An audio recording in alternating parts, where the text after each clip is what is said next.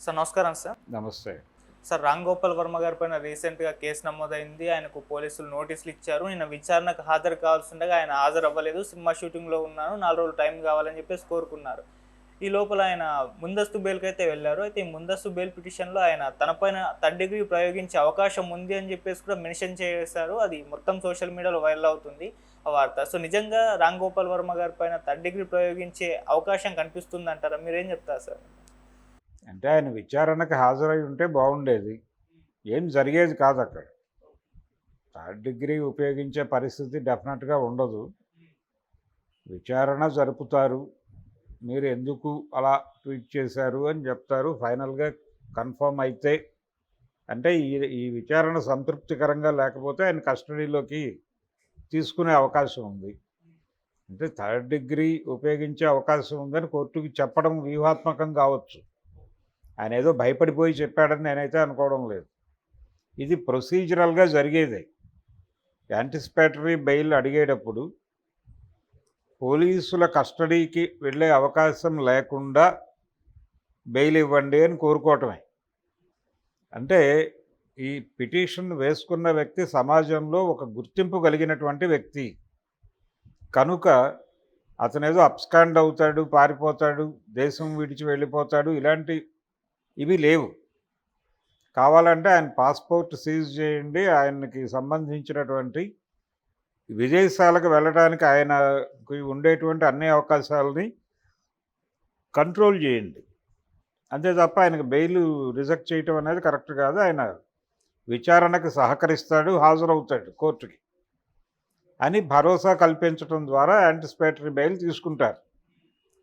ఇందులో భాగంగా ఆయన కస్టడీలోకి వెడితే జరిగేటువంటి ఆర్థిక నష్టాలు, ఇతర ఇబ్బందులు కూడా చెప్పాల్సి ఉంటుంది. అందులో భాగంగానే ప్రొసీజరల్‌గా వాళ్ళు థర్డ్ డిగ్రీ అని వాడుంటారు. కానీ రామ్ గోపాల్ వర్మ వాంటెడ్‌గా పోలీసులు ఏదో కొట్టేస్తారని భయపడిపోయి యాంటిసిపేటరీకి వెళ్ళాడని అయితే అనుకోనక్కర్లేదు. ఆయనకు తెలుసు ఏమిటి ప్రొసీజర్ అనే విషయంలో. ఆయన లేమ్యాన్ కాదు, ఆయనకు కొంచెం జ్ఞానం ఉంది. అందుకని ఆల్రెడీ లీగల్ ఎక్స్పర్ట్స్ ఉన్నారు అక్కడ. ఆయన లీగల్గా వాళ్ళ అడ్వకేట్స్ ఆ యాక్టివిటీలో ఉన్నారు. నోటీసులు ఇచ్చిన సందర్భంగా కూడా ఆయనతో 4 సెల్ఫీలు దిగి వెళ్ళిపోయారు ఆ నోటీసులు సర్వ్ చేసినటువంటి అధికారులు. అక్కడికి వెళ్ళినా అదే జరిగేది. ఆయన విచారణకు సహకరించి ఉంటే బాగుండేది. వెళ్ళి పాల్గొని ఉంటే కస్టడీలోకి తీసుకుంటే తీసుకునేవాళ్ళు 4 రోజులు. ఓ 11 రోజులు 15 రోజుల లోపే రిమాండ్ రాస్తారు.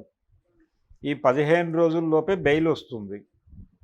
షూరిటీలు పెట్టుకొని బయటకు వచ్చేసి కంటెస్ట్ చేసి గెలిస్తే గెలుస్తారు, ఓడిపోతే ఓడిపోతారు. అది అప్పటి పరిస్థితి. అంతేగాని ప్రొసీజర్ని యాక్సెప్ట్ చేయాలి. నిజానికి ఆయన ఆ మాట అన్నాడు వర్మ. నోటీసులు తీసుకున్న రోజు ఆ కాన్ఫిడెన్స్తో ఉన్నాడు ఆయన. అదే కాన్ఫిడెన్స్తో ముందుకు వెళ్ళుంటే బాగుండేది.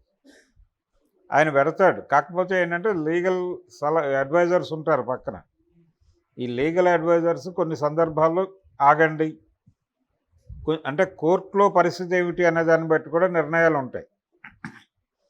బెంచ్ మీదకి ఏ జడ్జి వస్తాడు, 2-3 రోజుల్లో ఇంకెవరు వస్తారు, ఇంకేదైనా బెటర్ హ్యాండ్ దగ్గరికి వెళ్ళే అవకాశం ఉందా ఈ పిటిషను, ఇవన్నీ క్యాలిక్యులేట్ చేసి ఆ ప్రకారం ప్రొసీడ్ అవుతారు లాయర్లు మామూలుగా. అంటే ఏ బెంచ్ మీదకైనా పిటిషన్ వేసి కేసు మెరిట్స్ మీద గెలవాలి అనేటువంటి పూర్వకాలపు లాయర్లలాగా లేరు ఇప్పుడు. కేసు ఏ బెంచ్ మీదకి వెడుతుందో కూడా చాలా క్యాలిక్యులేటెడ్గా చెక్ చేసుకుని అలా డిజైన్డ్గా పెడుతున్నారు. ఆ డిజైనింగ్ గురించి బహుశా ఈయనతో చెప్పుంటారు, కొంచెం వెయిట్ చేయండి అని. అందుకని ఈయన కూడా వాళ్ళ మాట తీసేయటం ఎందుకని అలా ఉండుంటాడు. ఈయనకి కస్టడీకి వెళితే ఏం జరుగుతుంది అనేది తెలుసు. ఈయనేమి థర్డ్ డిగ్రీ డెఫినెట్గా వాడరు అని బయటకు వచ్చి మాట్లాడతాడు మళ్ళీ. అయితే ఈయన ఒకటి, తెలుగుదేశం పార్టీ కూటమి నాయకుల మీద ఆయన రకరకాలుగా మాట్లాడిన మాట వాస్తవం. అలాగే సోషల్ మీడియాలో తన అకౌంట్ నుంచి ఆయన రకరకాల అభిప్రాయాలని ఎక్స్చేంజ్ చేశాడు, అది వాస్తవమే. అది ఆయన కాదన్నా తప్పదు. రెండోది చాలా స్పష్టంగా ఆయన ప్రీ రిలీజ్ ఈవెంట్స్లో మాట్లాడారు. అలాగే తన సినిమాలు రెండూ కూడా అప్పటి ప్రతిపక్షం, ఇప్పటి అధికార పక్షంలో నాయకులుగా ఉన్నటువంటి వాళ్ళ మీద వ్యంగ్యాస్త్రాలు విసురుతూనే వచ్చినాయి. వీటికంటే ముందు కూడా ఒక సినిమా తీసున్నాడు ఆయన పవన్ కళ్యాణ్ మీద. ఆ సినిమా ఓటీటీలో రిలీజ్ అయింది. ఆ సినిమా కూడా చాలామంది చూశారు. పవన్ కళ్యాణ్కి ఆయన పర్సనల్గా దాదాపు 25 నిమిషాలు క్లాస్ చెప్తాడు. రామ్ గోపాల్ వర్మ పవన్ కళ్యాణ్ మధ్య చర్చ ఉంటుంది, ఓ సుదీర్ఘ సన్నివేశం. నిజానికి సెకండ్ హాఫ్ అంతా అదే. ఇలా ఆయన అనేక పద్ధతుల్లో 2014లో తెలుగుదేశం అధికారంలో ఉన్నప్పుడు కూడా ఆయన ఇలాగే వ్యవహరించాడు. కాకపోతే ఇప్పటి అంత అగ్రెసివ్గా అప్పటి తెలుగుదేశం లేకపోవటం వలన ఆయనకి పెద్దగా ఇబ్బంది కలగలేదు. కానీ ఇప్పుడు వాంటెడ్గా కొంతమందిని టార్గెట్ చేస్తున్నారు వాళ్ళు. ఆ టార్గెట్ అలా అయ్యాడు ఈయన. అందుకని దానిలో నుంచి బయటపడటం కోసం చాలా స్పష్టంగా ఆయన లీగల్ ఫైట్ చేయాలి, తప్పదు. నేను రాను వాయిదాకి అంటే కుదరదు. వెళ్ళి పద్ధతిగా కోర్టు ప్రొసీజర్ ప్రకారం వెళ్ళి కేసు కంటెస్ట్ చేసి గెలవటం తప్ప మార్గం లేదు.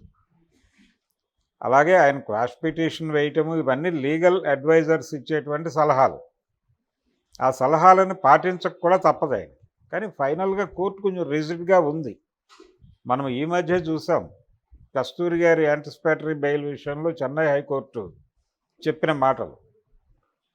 మీరు ఒక సమూహాన్ని గాయపరిచారు నిర్దయగా, నిర్మోహమాటంగా. దాని వెనకాల మీ ప్రయోజనాలు ఏవో ఉండుంటాయి. ఆ డ్రైవ్లో అలా మాట్లాడారు మీరు, దాన్ని మేము కాదంటం లేదు. కానీ తద్వారా మీరు కాన్స్టిట్యూషనల్ వైలేషన్కి పాల్పడ్డారు. అంటే రాజ్యాంగం హామీ ఇచ్చినటువంటి వ్యక్తి స్వేచ్ఛ లేదు భావ ప్రకటన స్వేచ్ఛ, దానికి ఉన్నటువంటి పరిమితులను క్రాస్ చేశారు. అందుకని కాన్స్టిట్యూషనల్ వైలెన్స్, కాన్స్టిట్యూషనల్ ఇవి అంటే వైలేషన్కి పాల్పడ్డారు కాబట్టి మీకు యాంటిసిపేటరీ ఇవ్వడం కుదరదు అని చెప్పాడు. అలా ఏదో ఒక డెసిషన్ వస్తుంది వర్మ వ్యవహారంలో కూడా. నెగిటివ్ డెసిషనే రానివ్వండి, ఏమవుతుంది, రిమాండ్కి వెళ్తాడు, బెయిల్ పెట్టుకుంటాడు, వచ్చేస్తాడు. ఓ 10 రోజులు జైలు జీవితం తెలుస్తుంది కదా ఆయన స్వానుభవంగా. ఇప్పటి వరకు తను వేరే జైలుకి వెళ్ళొచ్చిన వాళ్ళతోనూ జైలు అధికారులతోనూ రకరకాలుగా ఇంటరాక్ట్ అయ్యి ప్రిజన్కి సంబంధించిన అనేక సన్నివేశాలు ఉన్నాయి కదా ఆయన సినిమాల్లో. సత్య వాటిల్లో జైలు ఉంది కదా. ఇప్పుడు ప్రాక్టికల్గా ఆయన చూస్తే ఆయనకు ఒక జ్ఞానం వస్తుంది. ఈ జ్ఞానం ఆయనకు భవిష్యత్తులో సినిమాలు తీసేటప్పుడు డెఫినెట్గా ఉపయోగపడుతుంది. ఇది మాత్రమే కాదు, అనేక విషయాలు అక్కడ వింటాం మనం. అదొక యూనివర్సిటీ. అనేక విధాల జ్ఞానం వచ్చేస్తుంది జైలుకి వెళ్తే. సో దాన్ని మిస్ అవుతాడు ఆయన జైలుకి వెళ్ళకపోతే. అందుకని ఆయన హ్యాపీగా ఓకే చెప్పి జైలుకి వెళ్ళిపోయి, ఆరోగ్యానికి వచ్చిన ఇబ్బంది కూడా ఏం లేదు. అక్కడ హాస్పిటల్ ఉంటుంది, ట్రీట్మెంట్ నడుస్తుంది. పైగా ఏపీ గవర్నమెంట్ కాబట్టి ఆయన్ని చర్లపల్లిలో పెట్టరు, రాజమండ్రిలో పెడతారు. ఆయనకు దగ్గర, వాళ్ళ ఊరికి దగ్గర. కాకపోతే హైదరాబాద్ నుంచి ఆపరేట్ చేయాల్సి ఉంటుంది కాబట్టి ఈయన పిటిషన్ కోర్టులో వేసుకుని ఆ కేసుని హైదరాబాద్కు ట్రాన్స్ఫర్ చేయించుకుని ఇక్కడ చెంచల్గూడలోనో లేకపోతే చర్లపల్లిలో కూడా ఉండొచ్చు. ఇన్ని అవకాశాలు ఉన్నాయి కాబట్టి ఏదో ఒక అవకాశాన్ని వినియోగించుకుని ఆయన కంటెస్ట్ చేసి ఫైట్ చేయటం మంచిది. కంటెస్ట్ చేసి ఫైట్ చేస్తే రామ్ గోపాల్ వర్మ ఇమేజ్ డెఫినెట్గా పెరుగుతుంది. అలాగే సార్, అంటే ముగ్గురు ఒక 1 మంత్ గ్యాప్లో ముగ్గురు సినిమా ఇండస్ట్రీకి చెందిన పర్సన్స్ పైన కేసులు నమోదయ్యాయి. పోసాని, రామ్ గోపాల్ వర్మ గారు అండ్ శ్రీరెడ్డి. సో పోసాని పైన 50 పైగానే కేసులు నమోదయ్యాయి. అంటే సీరియస్గా సినిమా ఇండస్ట్రీ తరపు నుంచి ఉన్న వైసీపీ ఫేవర్స్ ఉన్న వాళ్ళపైన కేసులు నమోదు చేస్తున్నారు అనుకోవచ్చా సార్? అంటే వీళ్ళని టార్గెట్ చేస్తారు. కొడాలి నాని కూడా సినిమా అకౌంట్లోకి కూడా వస్తాడుగా. ఆయన 2 సినిమాల నిర్మాత. అంత మాత్రమే కాదు, ఆయన ఒక పంపిణీదారుడు కూడా. కొడాలి ఫిలిమ్స్ అనే పేరుతో ఆయనకు ఒక డిస్ట్రిబ్యూటింగ్ కంపెనీ ఉండేది విజయవాడ కేంద్రంగా. ఏది బాలాజీ ఫిలిమ్స్ అని స్రవంతి రవికిషోర్ గారి డిస్ట్రిబ్యూటింగ్ కంపెనీ ఉండేది. ఆ డిస్ట్రిబ్యూటింగ్ కంపెనీ ఆఫీస్లో దాన్ని షేర్ చేసుకుని ఈయన ఆఫీస్ పెట్టాడు. కొడాలి మూవీస్ అని. సో ఆయన పంపిణీదారుడు, ప్రొడ్యూసరు కాబట్టి ఆయన సినిమా అకౌంట్లో వేయొచ్చు కొడాలి నానిని కూడా. వేసేస్తే పోసాని, కొడాలి, అలాగే వర్మ గారు వీళ్ళు ఉన్నారు కేసుల్లో. అంటే ఎవరిని ఉపేక్షించమని చెప్తున్నారు వాళ్ళు. ఒక రకంగా ఇది ఇబ్బందికరమైనటువంటి పరిస్థితి కల్పిస్తుంది తెలుగుదేశానికి, అర్థం కావట్లేదు. కానీ అనవసరంగా చేస్తున్నారు ఇవన్నీ. అంటే ప్రతిపక్షాన్ని మేము టార్గెట్ చేస్తాం, మమ్మల్ని అన్నవాళ్ళందరినీ మేము లెక్క పెట్టుకున్నాం, రెడ్ బుక్ రాసుకున్నాను, మీ పేరు మీ సంగతి చూసుకుంటాం అనేది వాళ్ళని సంతృప్తి పరచొచ్చు, కానీ జనాలకు చిరాకు తెప్పిస్తుంది. కక్ష సాధింపు కాదు అని చెప్తున్నావు నువ్వు. మాది కక్ష సాధింపు ప్రభుత్వం కాదు, అలాగని చేతకాని ప్రభుత్వం కాదు అని మాట్లాడాడు ఉప ముఖ్యమంత్రి గారు. కానీ ఇప్పుడు కక్ష సాధింపు ప్రభుత్వంగానే కనిపిస్తోంది. కక్ష సాధింపే, అది అంతకుమించి ఏమీ లేదు.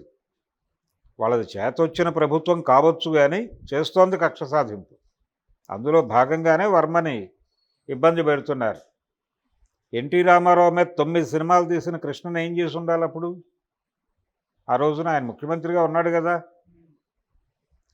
ఆయన ఏమీ కక్ష సాధింపు చర్యలకు ఏం దిగలేదు కదా.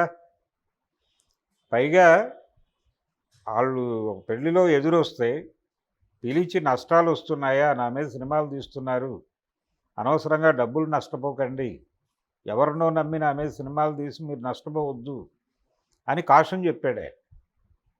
అది కదా పెద్ద మనిషి పద్ధతి.